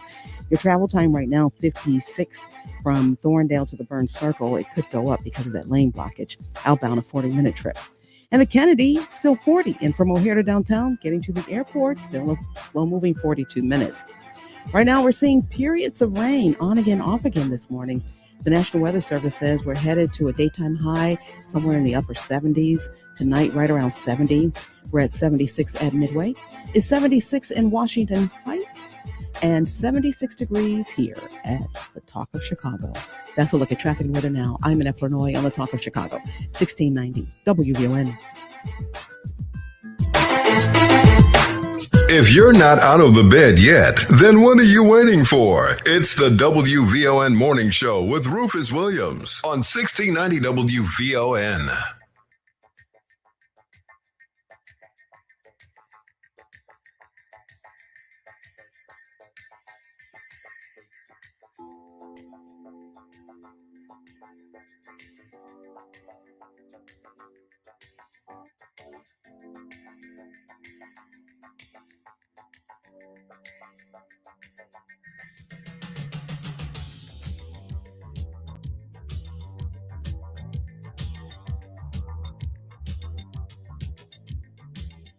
Welcome back. I am happy to have joining this conversation the president of Chicago Urban League, Karen Freeman-Wilson. I'll just tell you all, I will take calls if I can. The other two segments were obviously recordings where we had done some things, but where we can, we will. And if not, if I miss you tomorrow at 8 o'clock, I have set aside time to talk specifically about education in Chicago Public Schools. But in the meantime, Madam President, good morning and welcome back to WVON. Good morning, Council. It's great to be back on. It's good to have you. How are you? I'm doing great. As we talk about the anniversary of Brown versus the Board of Education, let me ask you this question. It's beginning at the beginning. When you look at Black children in Chicago, you are also the mayor of Gary, you're Harvard educated. Do you believe that Brown versus the Board of Education has been fulfilled, or has it merely been commemorated? I do not believe it's been fulfilled. And on this anniversary of it, one thing came to mind.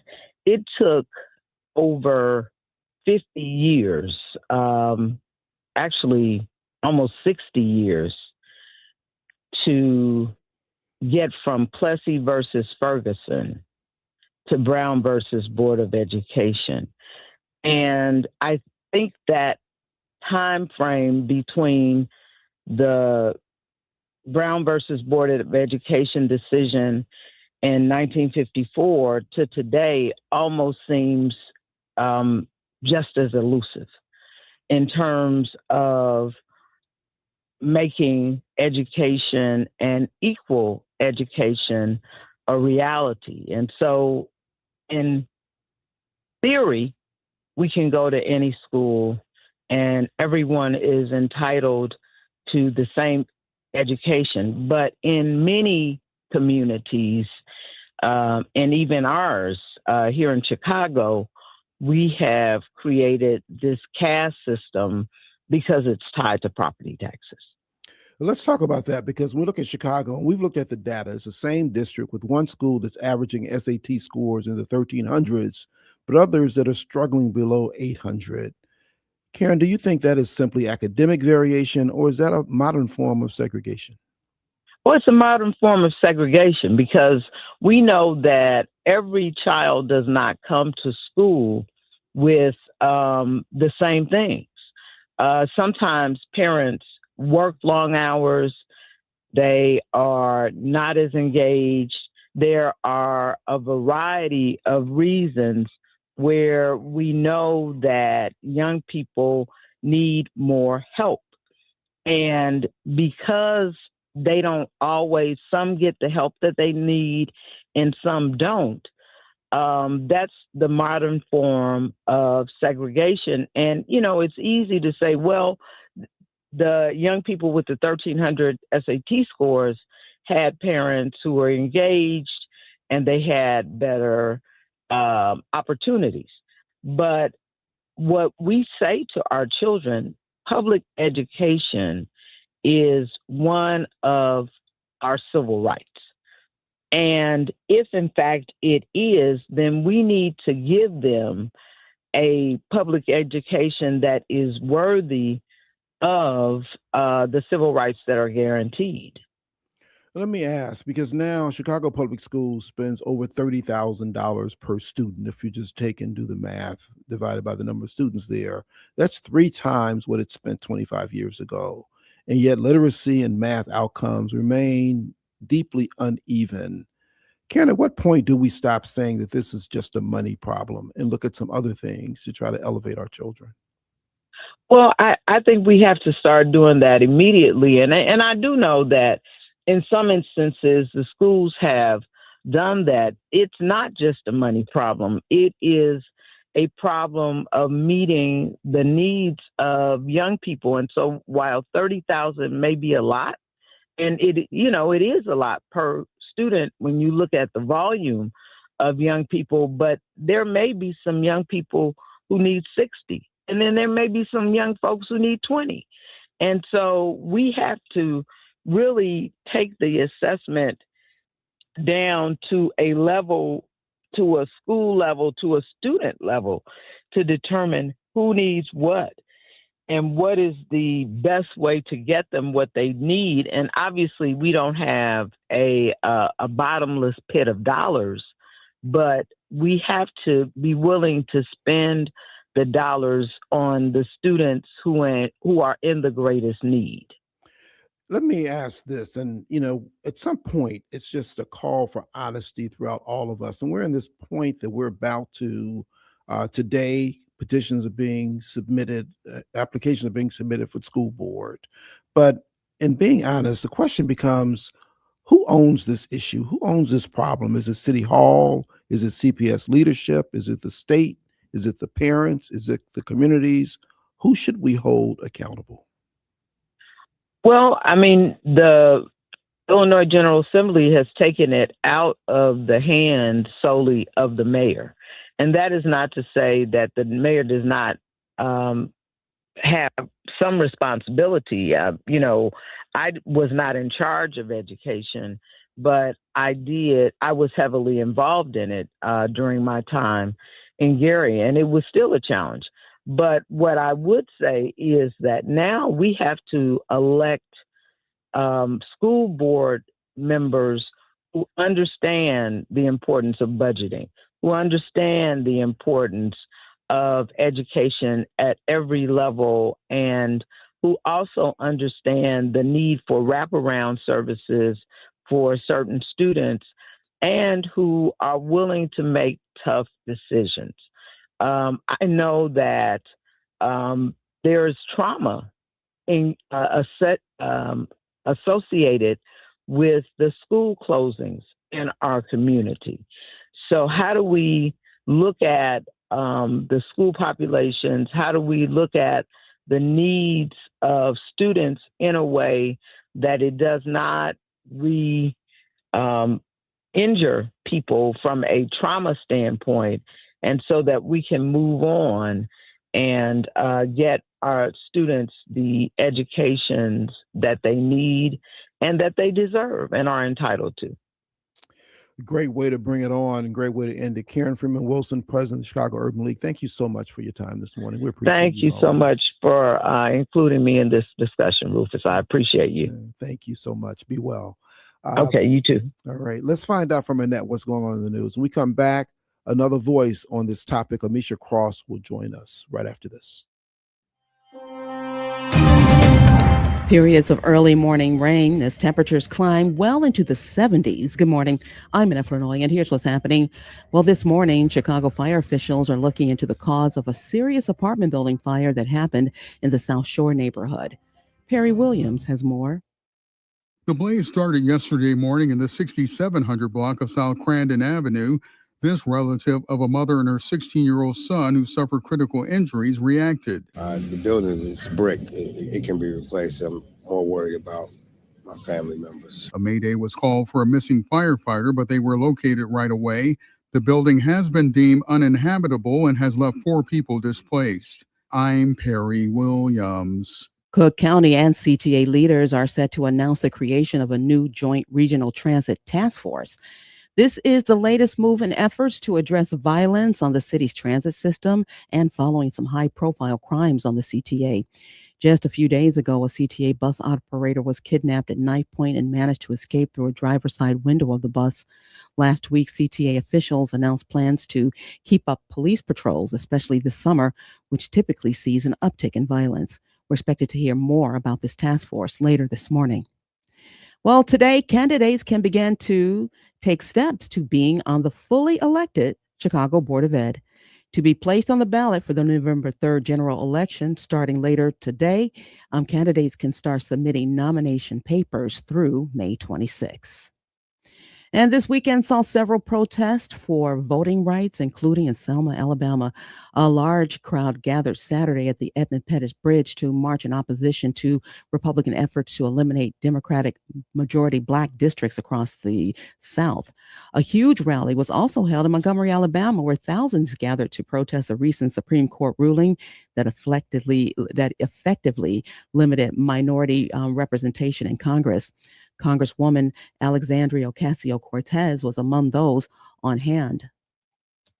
There was no democracy in America until every human being born here was guaranteed and protected the right to vote. Also attending Saturday's rally was Senator Cory Booker of New Jersey. That's a look at our news now on 1690 WVON. Traffic and weather up next. WVO News Time, 8:34. WVON's Health Awareness Month, sponsored in part by OSF Complete Care 55 Plus. Smart conversations with smart people makes us smarter. And that's exactly what you get on Bound and Woven with Rufus Williams. This isn't surface level talk. This is where authors become experts, where books become blueprints, and where ideas are challenged, not just discussed. From Colin Woodard on Nations Apart, to Gloria J. Brown Marshall breaking down the history of protests in America, to Gary Tyler sharing a story of resilience and redemption and stitching freedom. These are not interviews. These are conversations that matter, because every book has a story and every story has a deeper meaning. Bound and Woven with Rufus Williams on Bond TV. You can catch us on Roku, Amazon Fire, Apple TV Plus, the WVON app, and VON.TV. Tuned in to your favorite WVON personalities on Facebook Live? Don't just watch, like it, love it, share it. Every click helps us grow the conversation and keep the community strong. So remember, like it, love it, share it, Chicago. Maria Pappas with Black Houses Matter. We're up to way over 400 million here. Yeah, giving money back. How about that? People in Bellwood got 10 million, Broadview 6 million, Burnham 3 million, South Holland 17 million. The city of Chicago's up to $190 million that we have given back to African Americans. Who does that? Nobody does that but WVON. Cook County Treasurer Maria Pappas with Black Houses Matter, Monday mornings at 11:30 a.m. on the Talk of Chicago, 1690 WVON. This report is brought to you by Blindster.com. Buying custom blinds shouldn't be complicated or stressful. That's why Blindster.com makes it simple and affordable. You measure, you install, and you save big on custom blinds. Ordering takes minutes, installation is easy, and they guarantee they'll fit. Blindster.com. WVON traffic and weather now.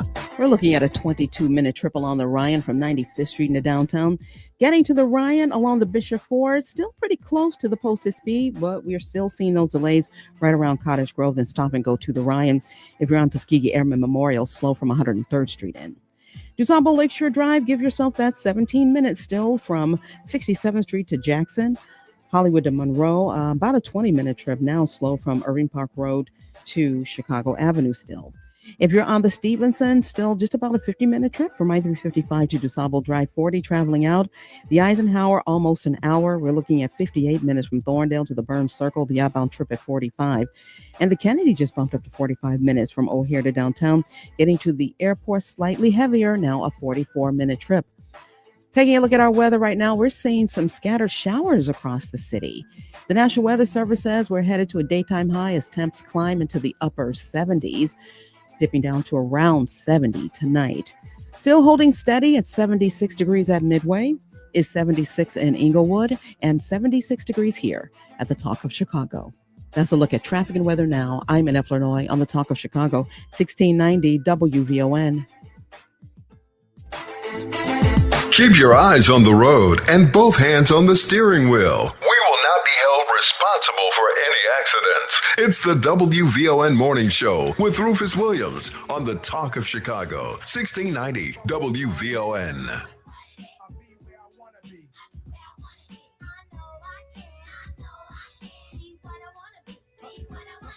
Welcome back. Happy to continue this conversation on the anniversary of Brown versus the Board of Education with my next guest. We usually talk to her about political issues. She's a political strategist, a political consultant, but she also has this other thing that she does. She's the communications director for Education Trust. Ed Trust is responsible for research and advocacy, working to improve equity in education from preschool through college, engaging diverse communities, dedicated to education equity and justice, and increasing political and public will to build an education system where students will thrive. It is none other than our dear friend, Ameshia Cross. Ameshia, welcome back to WVON. Always glad to be here. I will say, and that intro was beautiful, so thank you very much. Education will always be a political and policy issue. I do not separate them. As long as elected officials are there who determine how much funding a specific district gets, if they get it at all, can open and close schools, as long as school boards are elected, as long as we have a presidential administration that is trying to change the face of colleges and universities around the country, up to and including restricting what can and cannot be taught in our classrooms. Education is and always will be a political issue. And it becomes even more so. So thank you so much for that. And before I forget, you were resplendent yesterday on Bloomberg News. Thanks for sending the note out. I got it just before you came on and was able to catch you there. And Dr. Jackson told me to be sure I told you hello. She's a fan. Love her. Dr. Jackson is one of my inspirations. Her education work speaks for itself. There you go. Ameshia, let's step back nationally. You talked about some things there because Brown outlawed de jure segregation, but today segregation often shows up through zip codes or housing, through admission screens, through school funding formulas. Has it simply become more sophisticated today in how inequality operates? Absolutely. I think that what we've seen is that Brown v. Board and its promise was one thing, and in its actual implementation became something else. And I would argue that now, decades outside of that Supreme Court decision, we have seen such a revision in terms of progress, not only when we talk about the literacy rate among students, particularly Black students, but also in school segregation itself. Today, schools are more segregated than they were at the height of the civil rights movement. And in large part, it isn't because of a legal practice that is enforcing students not be in the same classrooms based on race. It is because of housing restrictions. It is because of communities that are so far in one direction or the other that you will not see, particularly in our public schools, students of color sit beside students who are Caucasian students. And again, that has a lot more to do with housing inequity than anything else. But I would argue that alongside that, you also have funding streams and structures that have long provided more funds for wealthy white districts than they have for schools in urban centers and schools in rural areas that serve predominantly Black populations. And that in and of itself creates a dichotomy where the students who have less have to do a lot more to try to even reach average equilibrium than we see in other areas. And it's really frustrating because in many cases it can, and it's designed to limit the opportunity of those very students. You know, Chicago right now, the city is 32% white, 28% Black, and 30% Latino. But Chicago public schools are 12% white, 34% Black, and 46% Latino. When I was at the school board, we talked about desegregation, and then it was 9% white. The question was, who is it with? Because nobody is in the system anymore to really do integration. There seemed to have been a movement beyond just desegregating schools, but people tended to move outside of the districts entirely. So white children simply are not in our public schools, not in our large urban areas, which really makes it difficult to enforce something like Brown versus the Board of Education at this time. That's what we see in Chicago. Is that true nationally? That's true across the country. I would say with the exception of rural areas, because rural areas tend to have more Blacks and whites that live in closer proximity. But outside of that, what you're seeing happens to be very true. And it's in large part because white flight was the biggest social driver post-integration of public schools.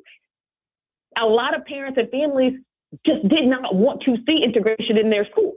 So they left. They left those communities, and many of them never returned. What we have seen in some cities has been the reverse of that, where more and more white people are essentially trying to take back the urban centers, and we're seeing Black people move to the suburbs. Either direction it goes in, that means that those schools are not diverse, because diverse means that you have populations of different backgrounds in the same school. Diverse is not a 90% Black school or a 90% white school. There has to be a certain level of students from various demographic backgrounds in the same institution for us to consider it diverse. What Chicago's issue is right now in terms of CPS has absolutely nothing to do with the integration of schools as much as it does a funding structure that is problematic in the sense that, you and I both have talked about this offline as well as, colorfully otherwise, around how this population of students is going to suffer because of lack of funds. And that just is what it is. Those debates have been held time and time again. But moreover, I would argue when I am looking at student success, because I personally, working in education policy, care more about student success than any of the rest of these metrics. When I am looking at literacy rates in America that are some of the lowest that we've seen in 2 generations. So you can't blame it all on the pandemic, because that was a very microscopic point in time. We're talking about 2 generations of literacy failures. We're talking about schools that have not proven themselves to be able to reshape, re-envision, and drive student success in a way that helps them to develop the skills they need to succeed in the workforce, the skills they need to succeed in higher ed, the skills they need to be informed citizens. That is a problem, because you cannot just tell me that is a funding issue. Coming out of Reconstruction, coming out of some of the harsh effects of, the post-civil rights era, when we saw integration not be met with excitement. We saw it be met with federal troops being sent in the South to ensure that those students got to school safely. Our literacy rates were higher then. And there wasn't nearly as much investment in public schools. So there's something else that is happening. And I would say that in, all of our remembrance of Brown v. Board, we also have to think about what it means for student success. Because whether that school is diverse, whether that school is all Black, whether that school is all Latino, whether that school is, any of those factors, the thing that matters the most is what's being taught in those schools and what those students are walking away with. And if they are not walking away with the skills necessary to succeed, especially our Black students, we are setting them up for failure. Good point. And I want to come back to this on that same point, Ameshia, because graduation rates are up dramatically, certainly here in Chicago, which sounds like success, but ACT and SAT readiness and proficiency data tell a more complicated story. Are we simply graduating more students, or are we preparing more students to be successful? Race to the top is a race to the bottom.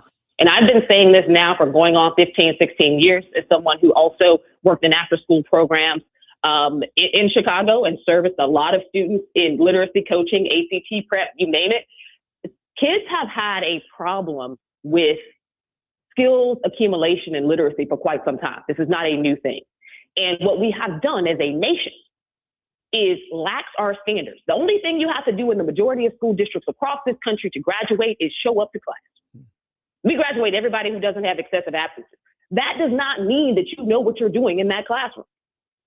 It means that we started penalizing a lot of our teachers in our districts for, retaining students, holding students back.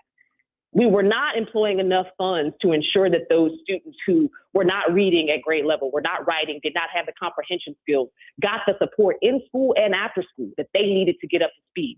We just passed them off. Graduation rates in this country have meant nothing for well over a decade, because those same students are graduating with the accumulation of students who never met graduation. And that is not hyperbole. I worked at City Colleges of Chicago, and the testing model there for you to be able to walk into a college level course required incoming students who had GEDs and those who were working towards it to take the same test. And guess what? They scored the exact same on those tests. Whether you graduated the high school in Chicago or whether you dropped out somewhere in between, your accumulation of skill was the same level. That told me that something else was wrong. It also told me that those graduation certificates didn't mean too much. Yeah, it speaks volumes. You got to look at what the real metrics are. We're talking with political consultant, political strategist, and communications director for the Education Trust, Ameshia Cross. We'll have more with Ameshia right after this. More of the morning show with Rufus Williams coming up on the Talk of Chicago, 1690 WVON. This is Rufus Williams, and I've got something special for you. I am proud to announce that we're launching the Rufus Williams Travel Club in conjunction with Advantage International. Our first trip, we're staying in the United States and heading to one of the most stunning destinations for culture to cuisine. Join us October 8th through 12th as we explore the charm, the beauty, and the history of Charleston, South Carolina. This isn't your typical getaway. We're walking through history and standing where our stories began. From the roots of Gullah Geechee culture to the International African American Museum, from cobblestone streets to waterfront views. This is more than a trip. It's a cultural vibe. To find out more, visit WVON.com and click the Rufus Williams Travel Club banner. And keep listening for more details. The Rufus Williams Travel Club will turn curiosity into understanding, one destination at a time. We are WVON. Diabetes, high blood pressure, and family history of kidney failure. All three put you at risk for kidney disease. We are at increased risk and should get screened. This is host LaDonna Ray. Every Tuesday in May at 3:30 p.m. during our Health and Wellness campaign, the National Kidney Foundation of Illinois will talk with us about kidney health, treatment options, free health screenings, and more. Tune in Tuesdays at 3:30 p.m. and go get screened. Visit kidneymobile.org or call 312-321-1500. That's 312-321-1500. I know that hiring can be challenging. You need someone to match your role perfectly. Well, now you can meet them fast on ZipRecruiter. Build your team, build it sooner. Meet your match on ZipRecruiter. Just head to ZipRecruiter.com/free right now to try it for free. That's ZipRecruiter.com/free. Meet your match on ZipRecruiter. Try it free. Lots of places can expose you to identity theft, but that's why LifeLock monitors hundreds of millions of data points a second for threats to your identity, which is way more than anyone can do on their own. If they find anything suspicious, like new loans or changes in your financial accounts, they'll alert you right away, all through text, phone, email, or the LifeLock app. Get the alerts that can make all the difference. Save up to 30% off your first year with the promo code BECK. LifeLock.com, 800-LifeLock, 1-800-LifeLock, or LifeLock.com. Use the promo code BECK at LifeLock.com. This is Kamini Khan, certified financial planner professional. For the past year, I've been on a mission to change lives and build wealth in our community. Together, we're changing the paradigm. This year, I'm back with a new series, Wealth Strategies, Money Talks. Join me every Tuesday at 8:30 a.m. on the Rufus Williams Show as we have thoughtful discussions around building wealth in our community. We'll discuss topics like investing, savings, tax strategies, retirement, and all things money. Yes, that's Tuesday at 8:30 a.m., so set those alarms. Also, be sure to check out the podcast at WVONwealthshow.com. Komini Khan is a certified financial planner professional with Optimal Planning Partners in alliance with Equitable Advisors, LLC member SIPC in Oak Brook, Illinois. For more information, please call 630-575-5046. This report is brought to you by Blindster.com. Buying custom blinds shouldn't be complicated or stressful. That's why Blindster.com makes it simple and affordable. You measure, you install, and you save big on custom blinds. Ordering takes minutes, installation is easy, and they guarantee they'll fit. Blindster.com. WVON traffic and weather now. Both the inbound Bishop Ford and Tuskegee Airmen Memorial in pretty good shape, still moving along at the posted speed. However, once you arrive at the Ryan, you are looking at about another 20-minute trip from 95th Street to downtown. DuSable Lakeshore Drive, still 17 minutes from 67th Street to Jackson. Slowest still from the Stevenson to Monroe. Hollywood to Monroe, still 18 minutes. If you're on the Stevenson, a big improvement, a 40-minute trip in from I-355 to DuSable Drive. 40 traveling out. The Eisenhower, 51 minutes now from Thorndale to the Burns Circle. Still that 40-minute trip traveling on the outbound side. And things have bumped up along the Kennedy in both directions. In from O'Hare to downtown, now 47 minutes. Getting to the airport, a slow-moving 45-minute trip. Taking a look at our weather, it looks like those showers have rolled on past us for now. The National Weather Service says we're headed to a daytime high in the upper 70s. We're at 76 at Midway. It's 76 in Inglewood and 76 degrees here at the Talk of Chicago. That's a look at traffic and weather now. I'm Annette Vernoy on the Talk of Chicago, 1690 WVON. If you're not out of the bed yet, then what are you waiting for? It's the WVON Morning Show with Rufus Williams on 1690 WVON. Welcome back. We are talking Brown versus the Board of Education 72 years later. Our guest this morning, Ameshia Cross, we know from many things, and certainly from our political commentary and from our work at Ed Trust. Ameshia, you began by pointing out clearly and articulately the connection between education and politics.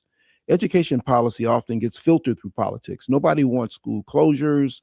Nobody wants to talk about under-enrolled schools. Nobody wants communities to be angry. Has politics become the enemy of honest education reform? Absolutely. I think that people have to understand, first of all, anything that there's big money in has a habit of falling in to special interest, and education in some ways has done that. What we have seen is, this outgrowth of systems that are in competition with your general public school system, and your public schools across the country, particularly in Chicago, serve the overwhelming majority of Black students. So our public school systems will always matter because that's where our kids go. We've seen divestment across public school sectors for years now. We've also seen a concerted effort to diminish what public schools will be able to accomplish, be it whether that is punishing and launching investigations into schools with Black success programs and Black achievement programs, be it whether it is pushing to get rid of Black scholarships, be it whether it is right now at the federal level erosion of things like the TRIO program, which is designed to help support students of color, Black students specifically from low-income backgrounds, to be able to understand what it is to excel and achieve at the college level, providing them tutors, mentorship, funding support, to help young students be able to dream beyond the reality of where they are, what the types of situations they grew up in, and in some ways, to help them advance after they go on to the next level. All of those programs are up for grabs. And our federal system has done a lot under this administration to try to erode Black student success. And I think that matters. And it matters because we're also seeing at the district level this play out with countless investigations. I know that your new CPS CEO is going to be called before Congress in the next few days. These things are tactics that are done on purpose, not only to scare, and we saw that with, the former president of Harvard University, Claudine Gay. We have seen these fear tactics be used time and time again to scare specifically Black women, but also districts and communities that serve Black students in a way that will prevent them from being able to really push towards those student success. And I would say that that's by design. Indeed. Given all those things, you laid them out very, very well, as you do. These fights over the Department of Education, school choice, vouchers, Black student success. What is the actual federal policy shift that Black parents should be paying attention to? And what can we do about things that are happening on a federal level? Well, Black parents, student groups, they need to pay attention and be loud about it. Just as loud as we saw people in Alabama just this past weekend when it came to voting rights and voting rights restrictions. It wasn't just people in Alabama who descended upon Alabama. It was Georgia, it was Tennessee, it was Texas, it was New York. You name the place, everybody was in Alabama. We need to see that type of effort against some of the changes that we're seeing come down in education. And I would say right now, particularly this move for education privatization, the voucher programs, which Illinois is still up for debate, and whether or not it opts into that program. I would suggest full-throatedly to the governor to say absolutely not. One of the issues with it is that it will continue to siphon funds from your general public school system. But moreover, these vouchers are not scholarships. So let's say you get to a school that may or may not have a very strong record anyway, a private school, and 20 or 30% of your tuition is paid. Where the hell does a single mom or a mom working multiple jobs come up with the next 60, 70%? I don't know how that works when we're having a conversation about affordability and the affordability crisis. You have parents who cannot afford jackets for their young people in the wintertime, who can't afford the electric bill, who are now going to be asked to come up with a majority of tuition for a student who should be able to achieve and get the highest quality education in their local community public school. Because in a world where this actually works, in the richest nation on earth, where your public school system is supposed to be one of the strongest in the globe, you're supposed to be able to send that kid down the street and still have a world-class education. That is what we should be fighting for, especially since our Black and brown kids predominantly go to our public schools. Yeah. Not to mention the fact that those vouchers do not support students with special needs or disabilities. My older brother has autism. A lot of students within our school system, the public school system, have developmental delay, have things like autism, have things like ADHD. Your private school does not and is not required to serve that student. So what happens when community schools close and those students have nowhere to turn? That matters. My final question of the day, Ameshia Cross, the biggest myth in American public education is fill in the blank. That it can't work. I think that we have so many people who would argue that our public schools are failing, our public schools can't get any better, that this is a system that is not reformable. And I think that's 100% untrue. The people who holler for reform the most are the people who just want to destroy public schools and push you someplace else into a pay-for system. That, I think, that dog don't hunt. We need to be in a place where we are fighting for a public school system that represents our democracy, a public school system that is going to serve our students well, not only in school, but also to project them out for future employment, what their futures will actually look like, and help to develop them into the great people we know that they are. That is what our public school system should be able to do. They are places of innovation. They are places of learning. They are places of care, concern. These are the community. They are the anchors of the community. Our public school systems will always matter.